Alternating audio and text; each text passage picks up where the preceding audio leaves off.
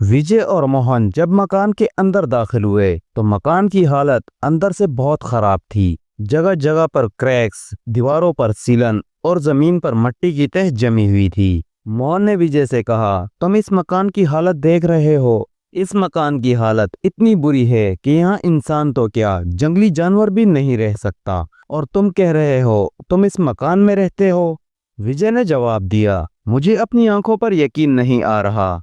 यार, मैं झूठ नहीं बोल रहा।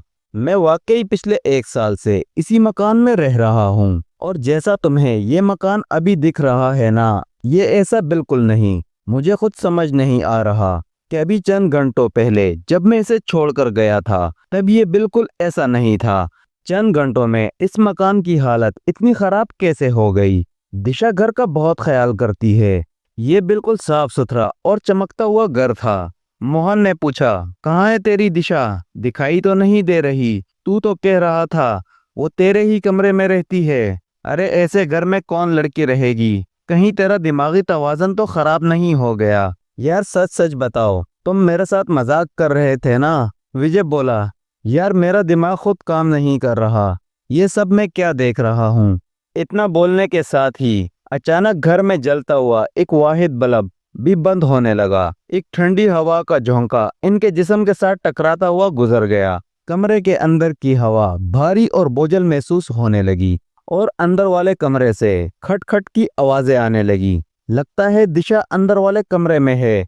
चल चल कर देखते हैं। विजय कमरे में दाखिल हुआ तो वहां भी कोई नहीं था। हर तरफ गंदगी और सिलन ही नजर आती। तभी एक बार फिर इन्हें बाहर के कमरे से खटखट की आवाज आने लगती है।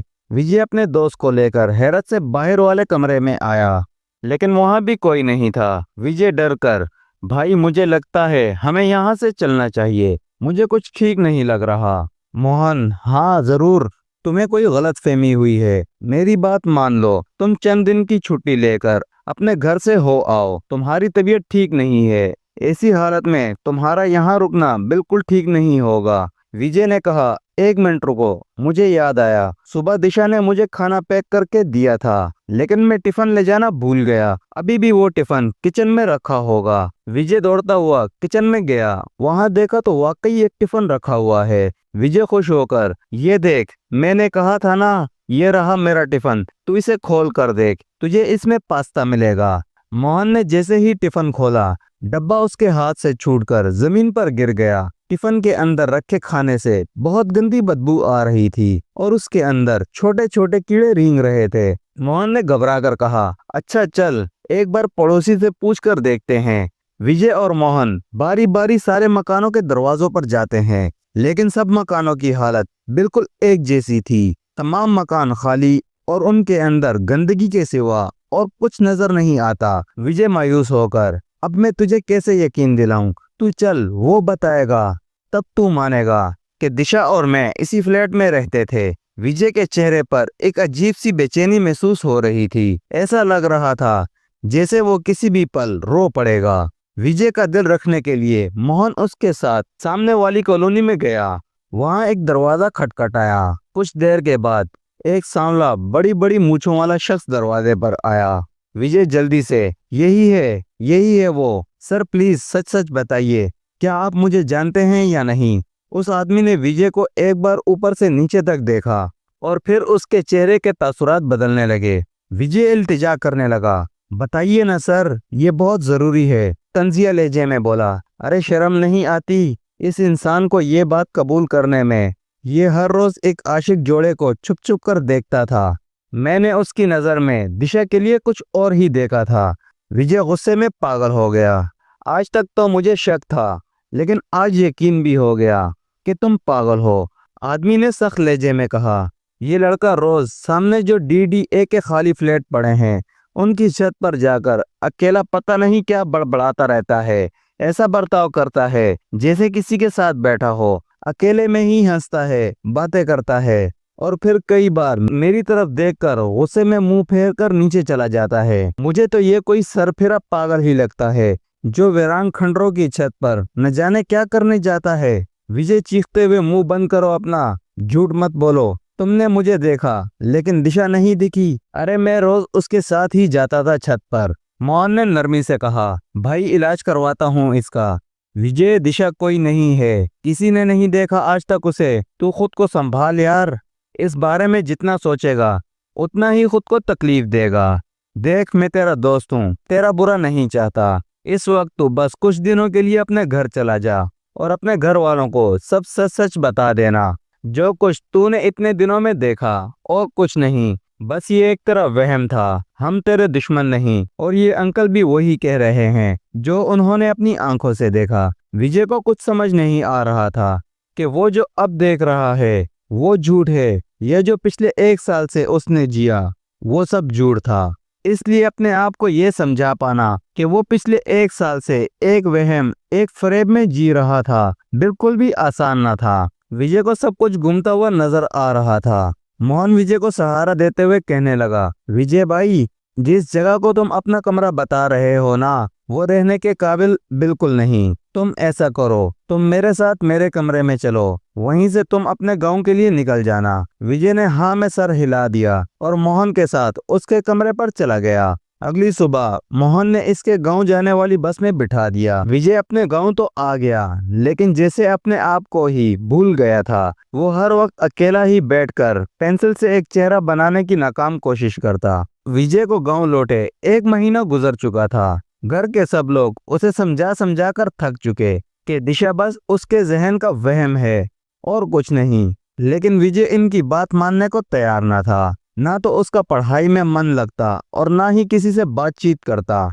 इसी दौरान एक सरकारी नौकरी में उसका इंतखाब हो गया। विजय ने नौकरी ज्वाइन कर ली। काम के दबाव और गुजरते वक्त के साथ वो आहिस्ता आहिस्ता नॉर्मल होने लगा। आज फिर 20 दिसंबर थी, वही दिन जब पहली बार विजय दिशा से मिला था। न जाने क्यों आज विजय को बार बार दिशा के ख्याल आ रहे थे। देर रात ऐसा लग रहा था जैसे दिशा इससे आवाजें दे रही है। विजय ने उठकर बाहर देखा, लेकिन बाहर कोई नहीं था। अचानक एक बार फिर छत के ऊपर से दिशा की आवाज सुनाई दी। विजय पागलों की तरह दौड़ता हुआ छत पर पहुंचा। वहां देखा तो सामने दिशा खड़ी है। वो इसे देखकर मुस्कुरा रही है। विजय ने दौड़कर उसका हाथ थाम दिया। विजय आंखों में आंसू लिए, तुम आ गई दिशा, मुझे पता था तुम हो। कहाँ चली गई थी मुझे छोड़कर? चलो मैं तुम्हें सबसे मिलवाता हूँ। विजय की बात सुनकर दिशा ने अचानक अपना हाथ छुड़वाया और आहिस्ता आहिस्ता कदमों से पीछे की तरफ बढ़ने लगी। छत के आखिरी किनारे पर पहुंचकर दिशा एक कदम और पीछे बढ़ाया और छत से नीचे गिर गई। विजय के मुंह से एक जोरदार चीख निकली और वो पसीने में शराबूर होकर बिस्तर से उठकर बैठ गया। विजय हाँफते हुए, इतने दिनों के बाद अचानक दिशा का ख्याल कैसे आया? ये मेरे साथ क्या हो रहा है? विजय की आवाज सुनकर उसकी माँ दौड़ती हुई कमरे में आई। क्या हुआ बेटा, सब ठीक तो है ना? विजय घबरा कर, हाँ माँ मैं ठीक हूँ, आप सो जाएं। लेकिन उसकी माँ ने विजय की चीख में दिशा का नाम बिल्कुल साफ सुना था। जरूर वो चुड़ैल है और इसके सपने में आई होगी। अगले सुबह माँ ने प्यार से कहा, बेटा देख, तू एक रिश्ता आया है तेरे लिए। बरेली की लड़की है, हमें तो बहुत अच्छी लग रही है। तू देख कर बता कैसी लगती है। और देख बेटा, जब तक तू जिंदगी में आगे नहीं बढ़ पाएगा, पिछले वक्तों के बुरे ख्याल तुझे ऐसे ही सताते रहेंगे। विजय ने आहिस्ता से कहा, ठीक है माँ, जैसा आप ठीक समझे, मुझे मंजूर है। विजय के हाँ बोलने पर जल्द ही इसकी पूरी फैमिली सगाई के लिए दृष्टि के घर पहुंच गई। दृष्टि की माँ ने कहा, जाओ बेटा, दामाद जी को घर दिखा के आओ। दृष्टि विजय को ऊपर के फ्लोर दिखाने ले गई। ऊपर के कमरे में जाकर एकदम एक तस्वीर को देखकर विजय के पांव वहीं जम गए। विजय ने हैरत से पूछा, ये कौन है? दृष्टि ने मुस्कुराकर कहा, ये मेरी बड़ी बहन दिशा की तस्वीर है। 5 साल पहले पढ़ाई के लिए दिल्ली गई थी। वो किसी लड़के से प्यार करती थी, लेकिन उसने इसे धोखा दिया और छोड़कर चला गया। दी उसका इंतजार करती रही, मगर जब वो वापस न आया तो उसने मायूस होकर खुदकुशी कर ली। विजय कांपती आवाज में, मौत हो गई इनकी? कब? मतलब कब हुई? दृष्टि उदास लहजे में, 4 साल पहले, लेकिन वो हमारे आसपास ही है। मैं अपनी दी को महसूस कर सकती हूँ। हमारे दरमियान बहुत गहरा रिश्ता था। दृष्टि विजय को देखकर, क्या हुआ, आप ठीक तो है ना? प्लीज नीचे चलें, मुझे कुछ ठीक नहीं लग रहा। विजय की सांसें तेज हो रही थी, दिल जोर जोर से धड़क रहा था। पता नहीं ये इत्तेफाक था या कुछ और। दिशा की बहन दृष्टि से ही विजय की सगाई हो चुकी थी। विजय बहुत बेचैनी महसूस कर रहा था, लेकिन चाहकर भी किसी को कुछ बता नहीं पा रहा था, और बताता भी तो कौन यकीन करता। यूं ही बेचैनी में 1 महीना गुजर गया और शादी का दिन भी आ गया। शादी की रात सारा घर रोशनियों में जगमगा रहा था। विजय के चेहरे पर मुस्कुराहट तो थी, मगर आंखों में खौफ छुपा हुआ था। जब सब रस्में खत्म हुई और विजय को कमरे में भेजा गया, तो धड़कते दिल के साथ आहिस्ता आहिस्ता दरवाजा खोला। हल्की खुशबू चारों तरफ फैली हुई थी। दृष्टि शर्माई हुई पलंग पर बैठी थी। विजय कुछ लम्हे खामोश खड़ा रहा, फिर आहिस्ता आहिस्ता आगे बढ़ा। दृष्टि मुस्कुराते हुए, विजय आज हम दोनों एक हैं। पिछले सारे दुख भूल जाओ, अब सिर्फ खुशियां हैं। लेकिन जैसे ही दृष्टि का हाथ पकड़ा, अचानक कमरे की सारी लाइटें बंद हो गई। कमरा अंधेरे में डूब गया। विजय घबराकर पीछे हटा और लाइट ऑन की, तो विजय ने देखा पलंग पर दृष्टि नहीं, कोई और है। उसके चेहरे पर जलने के निशान हैं, आंखों से खून रस रहा है और होंठों पर एक खूनी मुस्कुराहट। वो दिशा थी। दिशा डरी हुई मगर गुस्से भरी आवाज में, विजय तुमने वादा किया था कि कभी छोड़कर नहीं जाओगे, फिर क्यों गए? क्यों मुझे तन्हा मरने पर मजबूर किया? विजय के मुंह से आवाज नहीं निकली। वो पीछे हटा, मगर दरवाजा खुद ब खुद बंद हो गया। दिशा ने कहा, मैं लौट आई हूँ विजय, अब हमेशा के लिए। अचानक दिशा ने आगे बढ़कर विजय के सीने पर हाथ रखा। विजय के जिस्म में सर्द लहर दौड़ गई। वो चीखने ही वाला था। इसी लम्हे सब खामोश हो गया। सुबह जब दरवाजा खुला, विजय और दृष्टि दोनों ही बेचैन पड़े थे। दोनों के चेहरों पर एक ही मुस्कुराहट थी और दीवार पर खून से लिखा था, वादा पूरा हुआ। दोस्तों, अगर आपको हमारी ये स्टोरी पसंद आई हो तो हमारे चैनल हंटेड कहानी को सब्सक्राइब करें, लाइक करें, शेयर करें और बेल आइकन दबाना ना भूलें, ताकि इस तरह की मजीद हॉरर स्टोरीज आप तक जल्द से जल्द पहुंचती रहें।